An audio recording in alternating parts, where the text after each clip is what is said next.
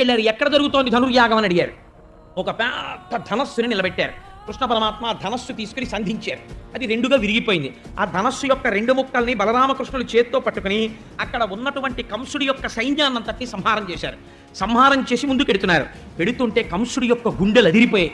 అమ్మ బాబోయ్, వచ్చేసాడు రోయ్ కృష్ణుడు, ధనస్సు కూడా విరిచేశాడు, ఇంకా నన్ను చంపేస్తాడు అనుకున్నాడు. కువలయాపీడం అని ఒక పెద్ద ఏనుగు, ఆ ఏనుగుని తోలించాడు కృష్ణుడి మీదకి. మామటి వాడికి చెప్పాడు, దాన్ని కృష్ణుడి మీదకి పురిగొల్పి విడిచిపెట్టు, అది కృష్ణుడిని తొక్కేస్తుంది, కృష్ణుడు మరణించాలని చెప్పాడు. ఆ ద్వారపాలకుడు అక్కడ ఉన్నటువంటి వాడు మామటి కలిసి ఆ కృష్ణుడి మీదకి ఏనుగుని నడిపిస్తే ఆ ఏనుగు వచ్చి ఆయన్ని గట్టిగా చుడితే ఆయన తొండంలోంచి జారిపోయి దాని 4 కాళ్ళకి మధ్యలో దూరాడు. ఆయన దొరకకుండా వెనక కాళ్ళ మధ్యలోంచి బయటికి వచ్చి దాని తోక పట్టుకుని 100 ధనస్సుల దూరం వెనక్కి ఈడిచేశాడు. విసిరేస్తే మామటివాడు పరిగెత్తుకెళ్ళి ఆ ఏనుగుని మరింత ప్రచోదనం చేశాడు. అది చిన్ని కృష్ణుడి మీదకి పరిగెత్తుకొస్తోంది. వస్తుంటే దాని 2 దంతాలు ఊడబెరికేశారు. ఊడబెరికి అరిచేత్తో దాని యొక్క ఆ కుంభస్థలం మీద ఒక్క దెబ్బ కొట్టారు. దాని కళ్ళల్లోంచి నోట్లోంచి నెత్తురు కక్కుతూ ఆ కోలయాపీడం కింద పడిపోయింది.